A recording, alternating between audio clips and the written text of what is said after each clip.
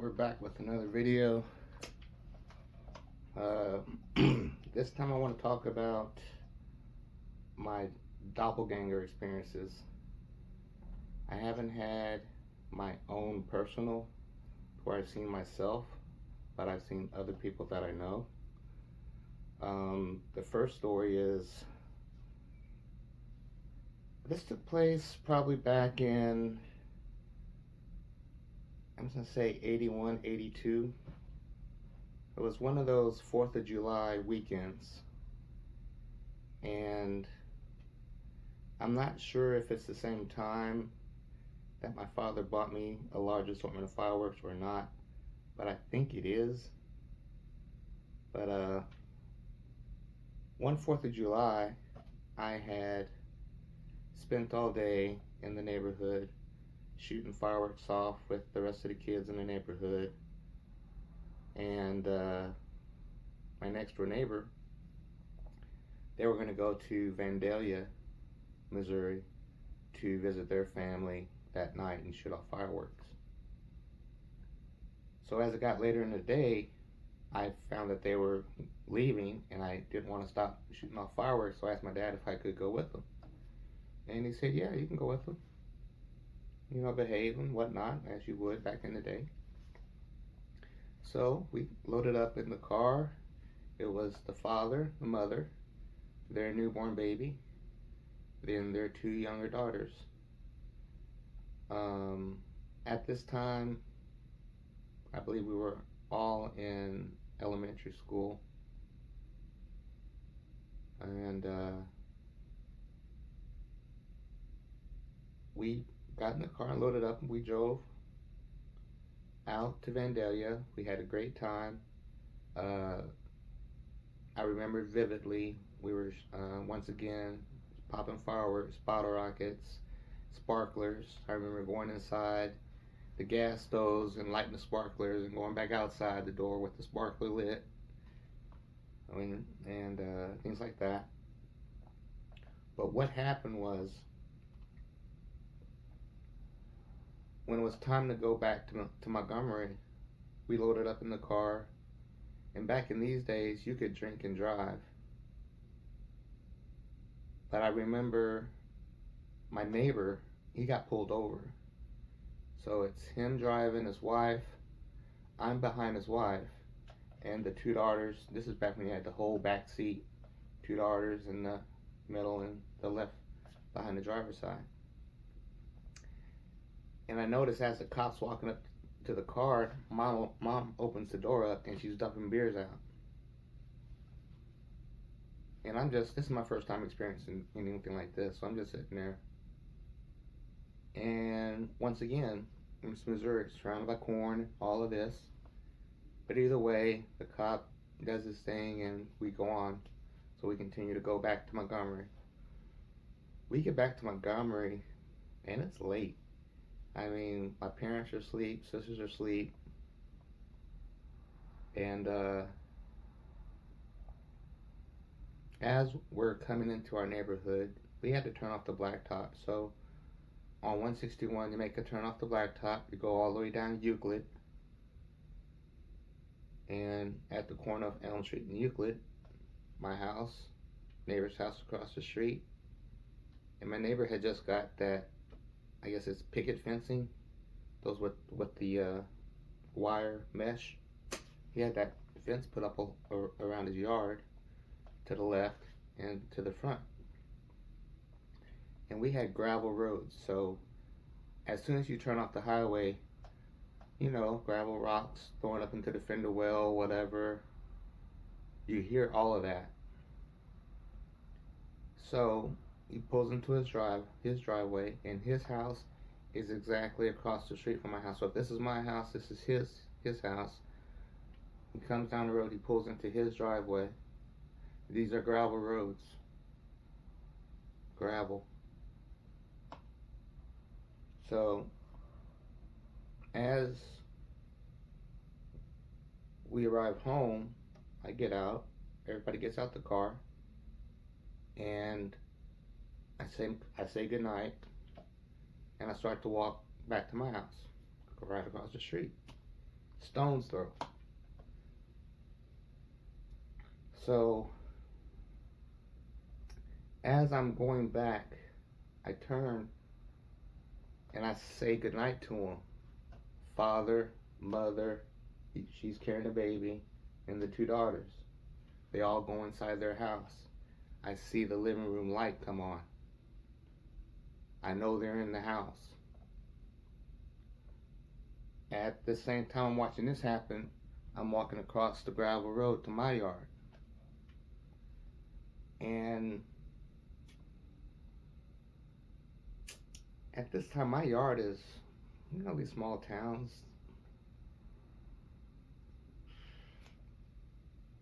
maybe 75 feet. I don't know how far, but yeah, the average small town front yard.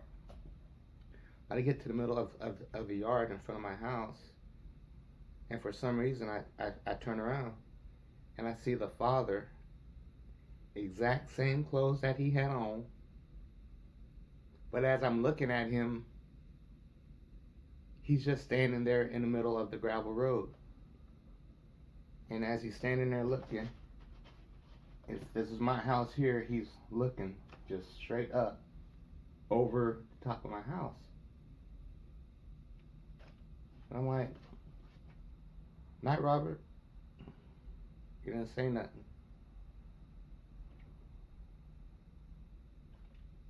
So I'm puzzled. I walk out to this figure, whatever I'm seeing standing there. Looks like my neighbor. But I'm not, because it's dark, the street, remember I got the street light up, so I can't really see, and he's black, so I can't see really any facial features, but I know it should be Robert. And I say goodnight, and he doesn't say nothing. He's just looking straight across my house. I'm getting goosebumps, and I walk around him. If he's in the road, I'm walking around him. I walk up. As I'm walking around him, I'm looking at him like, but he never moved. He never said anything, or it never moved. It never said anything. And as soon as I got to the right side to where I was facing my house, I hauled ass. We didn't leave we left the doors unlocked, cars unlocked in the country. So I go in the kitchen, and as soon as I get into my house, I'm looking out the kitchen window. He ain't there. I'm spooked. And just like when I saw the eyes, I got in bed, snug up close to Pop. I'm like, I don't know what the heck that was, but what was going through my mind was, why would he come out and stand in the middle of the road? Why didn't I hear any gravel being walked on? And that was it. That was the experience. I was in the middle of my yard, looked back, "Night, Robert." He didn't say nothing. And at that time in my life, I thought he was just, watching me, make sure I got home. But he's already in the house with his family. So, this is blowing my mind as a little kid, so I don't know. And I think about missing 411. I think about the people that see other things in the woods or just see things. And I'm wondering, what if I reached out and touched this thing? Would I be here telling you this now? Would I become missing? Would I just, all of those little what ifs go through your head. And that puzzled me for a long time. And as I was said in my last video, I told my mom about this, and she just says it's a demon. It was a demon. And that was her answer. Being a Jehovah's Witness, that's her answer. No explanation, just a demon.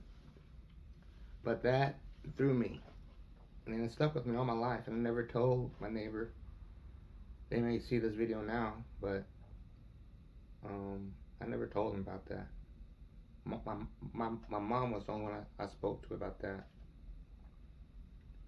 And I don't know if it was months later or years later, but had a friend, Leslie Parker. He lived across town behind, same side of the tracks as me, but he lived behind our radio station, KVCM. Now, KVCM used to play country, pop, rock, and just music. This was before rap music and hip hop was ever a thing. So I love that station because they played everything: pop music, rock, country. We had it all. But anyway, there's an apartment complex behind this radio station, and once again, fields. Whether it be corn, soybean, whatever, we all lived around fields. And this particular day, let's see,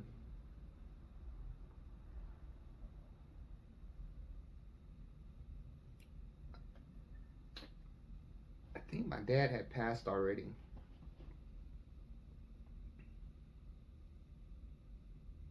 Yeah, my dad had passed already, so this was like 85, 86. And my mom, she worked at the nursing home, so she worked 11 to 7, well, 3 to 11. 11 to 7 was her favorite shift, but she worked 3 to 11. However, I was a latchkey kid, and I was home. After school, I'd go home, and doors are open, there's your food, whatever. Mom probably at work. But I went over to see Leslie early that morning, and I'm thinking, I'm not sure if school was in session or not, but I rode my bike over to his house, and he lived on the bottom floor of this apartment complex. His mom's friend,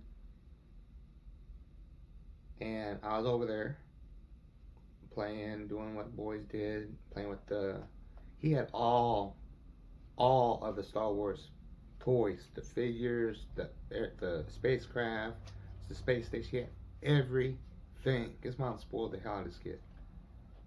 He had the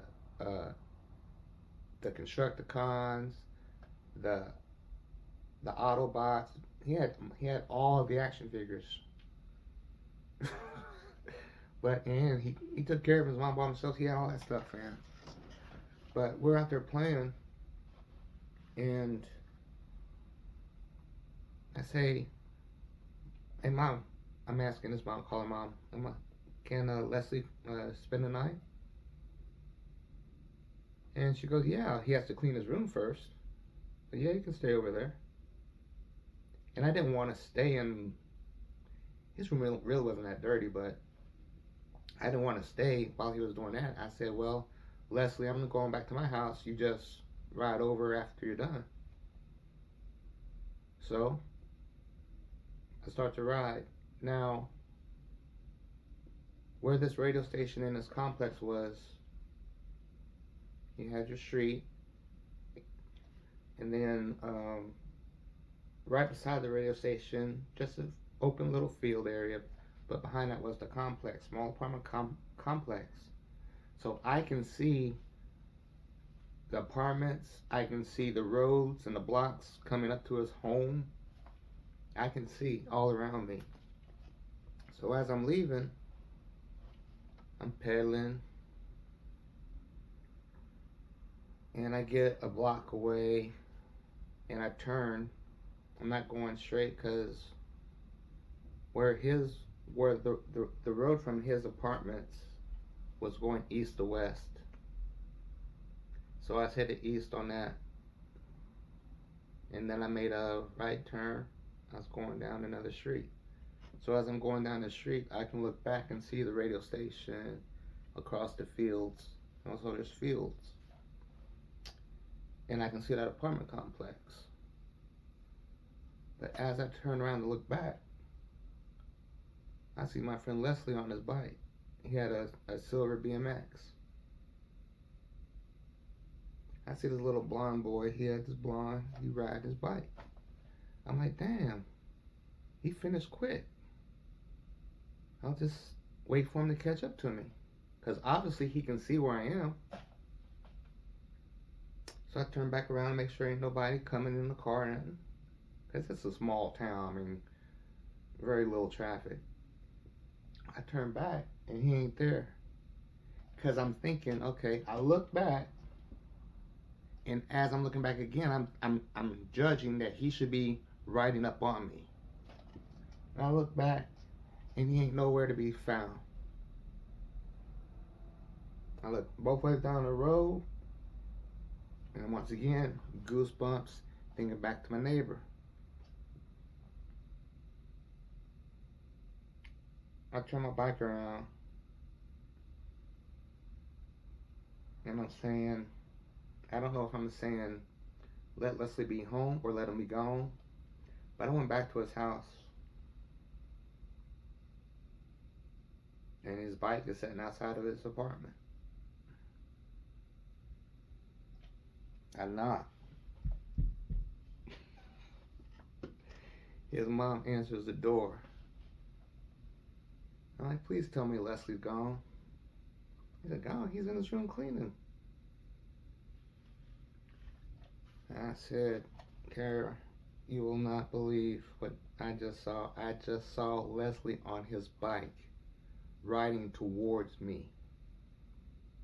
Which is why I'm back here asking, is he home? They look puzzled. Leslie comes out of his room. Hey, what's up? I said, dude. Goosebumps on me, man. I'm like, I just saw you riding your bike towards me. No. And we all just, they came from Phoenix, so they were always going back between Phoenix and Montgomery. But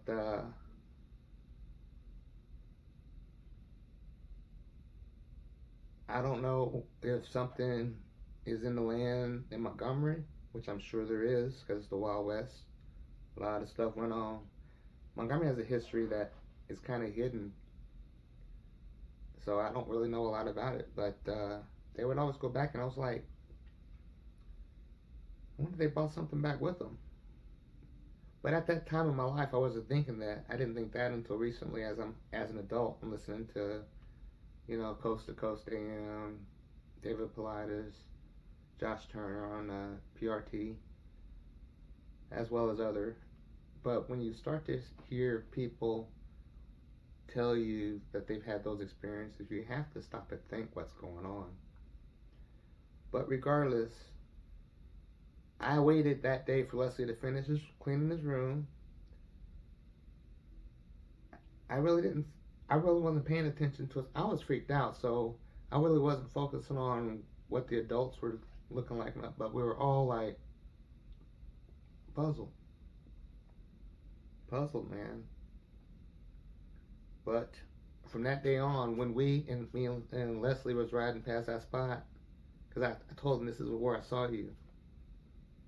You could have went straight, or you could have turned. I rode back up to the block. I didn't see you in either direction. You didn't turn towards me, so I went back to your apartment, and that's where you were. And yeah, that happened. So the two people, my next door neighbor and one of my best friends growing up, I saw them. Now, fast forward, I moved to Texas. I come to Texas by myself at 17. And in 1989, I moved to Texas. And in 94, I got me a Ford Ranger, green Ford Ranger, stick shift. And the day I got it from the dealer, I drove it all the way down to Corpus Christi. So happy that I got a truck. I had my computer job, apartment, everything's going great. So I have a love for South Texas. I have a love for Dallas. I have a love for this whole state, but those two cities, I traveled back and forth all the time, especially in my young days. And I had a job working in computers to where, let's see, Monday morning, and I worked out that night shift. I think I worked like 10-hour or 12-hour shifts. But I had a 3-day weekend. So come Thursday night, I leave. After I get off, well, Thursday morning when I would leave work, I just drive on down to Corpus. Spend all weekend in Corpus. I was in Corpus Christi so much people thought I lived there. I'm like, no, I live in Dallas. I just got here on the weekends. But during those trips back and forth, and my vehicles changed throughout the years, Hyundais. But as I'm traveling, I would take 35, I would take 77, I'd take 181, I'd take 45, I'd take 59, I'd take 6, 287. I'd take all types of routes to go south because Texas comes to a point at the bottom, so you can, as long as you're heading south and you're heading to the east side of 35, you're going to hit the Gulf. And I would just ride. But during these trips, I would stop in these towns, and people that I don't know would come up to me. Hey, how you doing? Hey. Oh, I thought you were such and such. I'm like, no, I'm just passing through. And that happened a couple times. And then I would get people, hey, how you doing? And it's like they knew me. And I was like, I don't know you. And they would claim that they knew me. And these are just random towns I would hit between Corpus Christi and Dallas. But it would be weird that I would be traveling and people that I didn't even know traveling, or people local to that city that I happened to be stopped in, would say that they knew me, and I didn't know these people. So either there's a doppel out there, or they say everybody has a double. And another thing is, I have an uncle in Texas that I don't even know. He lived around Killeen area. That's what my mom used to tell me growing up. But I'm thinking maybe there's family out. Of course, there's family out here that may look like me that's somewhere down there, and that people are, because if you see these eyes, I don't know, the foxes we all look, we favor a lot, so maybe there's a relative out there that I don't know about. But yeah, to have people that I don't know driving up and down these highways and byways in random small towns saying, hey, and sometimes they tell me like, hey, how you? But when I turn around, they're like, oh, I'm sorry, I thought you were somebody else. And I found that weird. But those are my doppelganger stories. Well, not stories, but occurrences. Now, let's see what else. There's so many things.